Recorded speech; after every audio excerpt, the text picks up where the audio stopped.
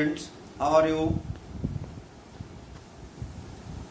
আশা রাখি তোমরা সকলেই ভালো আছো, সুস্থ আছো। আমাদের এই করোনা মহামারীর সময় সুস্থ থাকাটাই, নিজে এবং পরিবারকে সুস্থ রাখাটাই হলো আমাদের এখন সবথেকে বড় যুদ্ধ। এটা তো তোমরা জানো। তোমরা সেইটার বিষয়ে সবসময় সচেতন থাকবে। এনিওয়ে, আমি আজকে ফিরে আসছি আমার ক্লাসে। গতদিন আমি ইন্ট্রোডাকশন ক্লাস করেছিলাম, সেখানে যারা ছিল তারা দেখেছো, আর যারা ছিল না সার্বিক বিষয় সেখানে আলোচনা হয়েছে।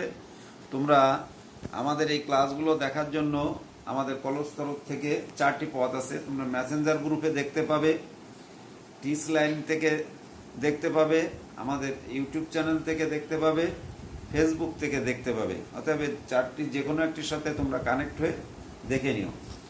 তো আজকে আমি আমাদের চ্যাপ্টার সম্পর্কে যে আলোচনা করেছিলাম তারই ধারাবাহিকতায় আমরা আমাদের প্রথম চ্যাপ্টারে আলোচনা করব। তো আমাদের প্রথম চ্যাপ্টারটা আছে কি, ম্যাট্রিক্স ও নির্ণায়ক। তো ম্যাট্রিক্স এবং নির্ণায়ক এর আলোচনার প্রথমে আমাদের ম্যাট্রিক্স পার্টটা আছে। তো ম্যাট্রিক্স আলোচনা করতে যেই প্রথমে আমাদের জানা দরকার ম্যাট্রিক্সটা কি। তা দেখো, এর ডেফিনেশনটা এরকম: বিজ্ঞান ও গণিতের বিভিন্ন তথ্য আয়তাকারে সারি ও কলাম বরাবর সাজালে যে আয়তাকার বিন্যাস পাওয়া যায় সেটাকেই বলা হয় ম্যাট্রিক্স। তার মানে একটা, অ্যাজ ফর এক্সাম্পল, ইজি মনে করো আমাদের একটা ইকুয়েশন আছে 5x + 6y = 9, আর একটা ইকুয়েশন আছে 7x + 8y = 7। তা এটাকে যদি আমরা সাজাই, দেখো এরকম আমরা লিখতে পারবো 5 6 9 7 8 7। দেখছো এটা একটা আয়তাকার পেয়েছি না? এই যে দেখো একটা আয়তাক্ষেত্র তৈরি হয়েছে। এটা হলো আয়তাকার বিন্যাস। এই কথাটাই বলা হয়েছিল ম্যাট্রিক্স। তো এখন আমাদের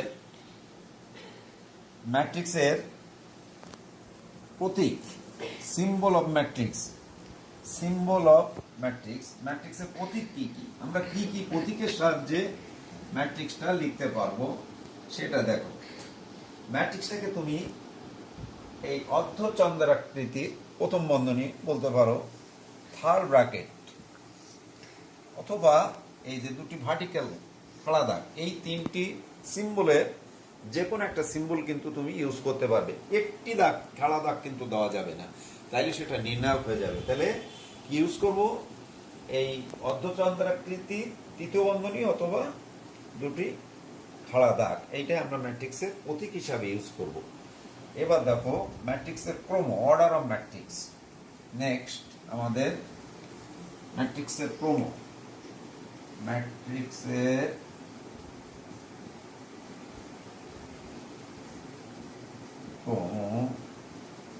অর্ডার অফ ম্যাট্রিক্স, তো ম্যাট্রিক্সের অর্ডারটা হবে আমাদের m/n। এখানে m গুণ n লিখছি, কিন্তু তোমরা এটাকে পড়বা কিন্তু m/n, এটাকে কি পড়তে হবে, m/n। এটা বোঝা যাচ্ছে m হলো আমাদের সারির সংখ্যা, mটা হলো নাম্বার অফ রোজ, সারির সংখ্যা, আর nটা কলামের সংখ্যা,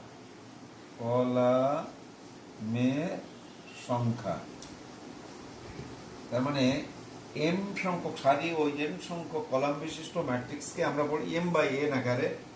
এটা হলো আমাদের ম্যাট্রিক্সের ক্রম, এটা অবশ্যই মনে রাখবে।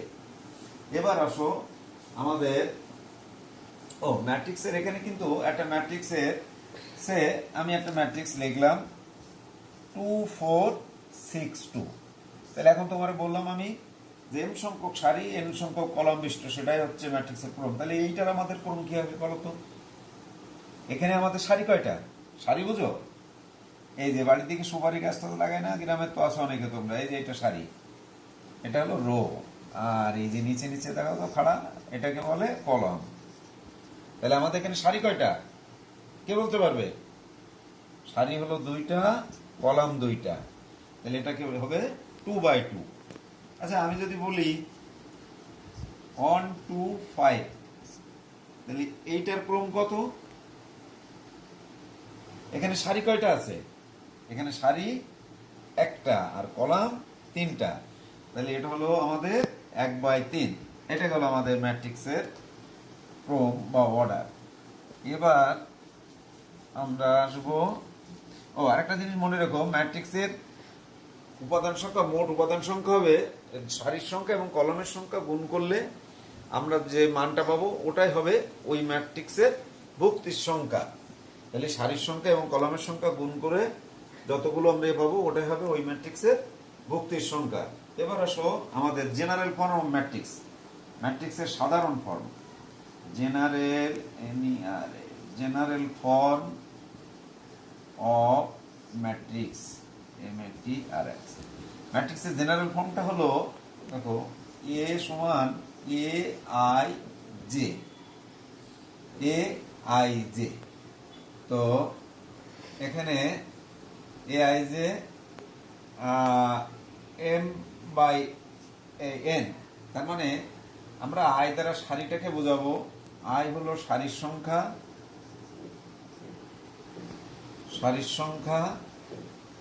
আর যেটাই বুঝবে কলামের সংখ্যা।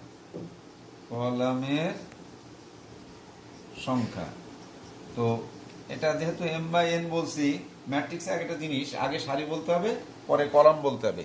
ম্যাট্রিক্সে আগে সারি পরে কলাম, তাহলে এটা কি দাঁড়ায় আমাদের? এটা আই, তাহলে কি যাচ্ছে আমাদের 1 2 M পর্যন্ত, আর যেটা হলো 1 2 N পর্যন্ত। তার মানে আমরা একটা ম্যাট্রিক্সকে এরকম ভাবে লিখতে পারি, A11, A12, যদি 3টা লিখি, A13, A21, A22, A23, তেমনি A31, A32, A33। এটা হলো আমাদের 3/3। কিন্তু এটাকে যদি আমি M/N আকারে যদি একটা ম্যাট্রিক্স লিখি, এটা আমি কিন্তু 3/3 লিখছি। তা আমি বললাম যে ম্যাট্রিক্সের হলো আমাদের n, আমি যদি M/N, এটাকে M/N ফর্মে যদি একটা ম্যাট্রিক্স লিখতে চাই, তাহলে সেটাকে কি লিখবো? সেটাকে আমি লিখবো, আমি M/N ফর্ম লিখছি, A11, A12, A1n। তেমনি ভাবে A21, A22, A2n। তেমনি ভাবে AM1, AM2, AMN।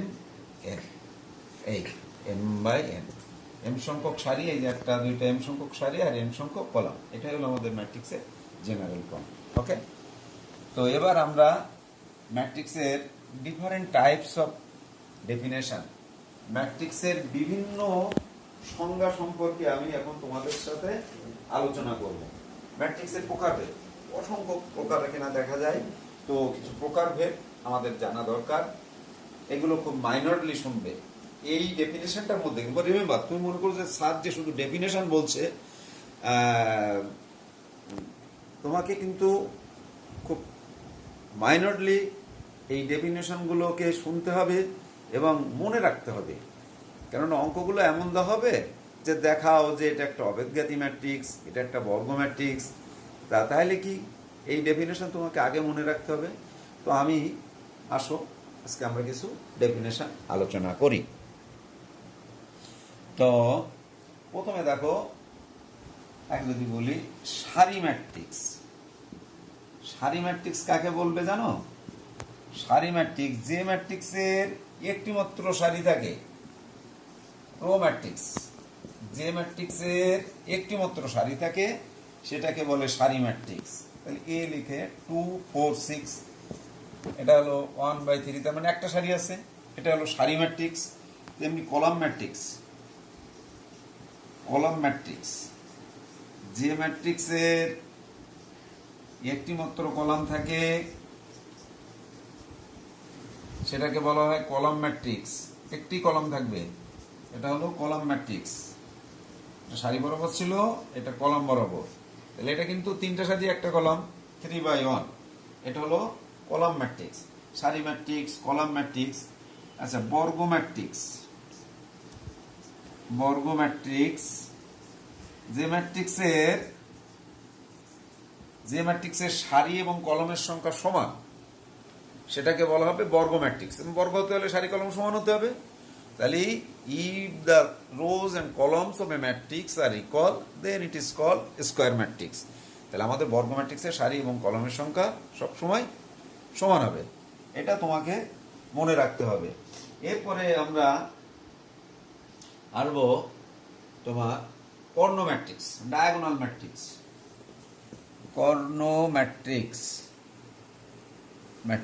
কর্ণ ম্যাট্রিক্সটা কি? ডায়াগোনাল ম্যাট্রিক্স,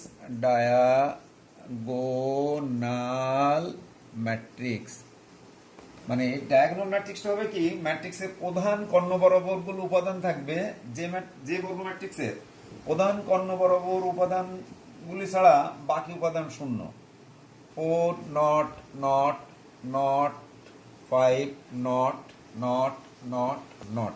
দেখো, প্রধান কর্ণ বরাবর উপাদানগুলি আমার এলিমেন্ট থাকবে এবং বাকি রেস্ট এলিমেন্ট যদি শূন্য হয় তাহলে সেটাকে আমরা বলবো ডায়াগোনাল ম্যাট্রিক্স। তো প্রিয় ছাত্রছাত্রী ভাই বোনেরা, যেহেতু তোমাদের প্রথম ক্লাস, তোমাদের পরে আমি আজকে আর বেশি লোড দিতে চাই না। তোমরা বই কিনেছো মনে হয় ইতিমধ্যে, বই থেকে নিজেরা একটু দেখে আসবে। এরপরে আমি নেক্সট ক্লাসে একটু বেশি আলোচনা করব। তো সকলে ভালো থাকো, সুস্থ থাকো, পড়াশোনার প্রতি মন রেখো। সবাইকে ধন্যবাদ।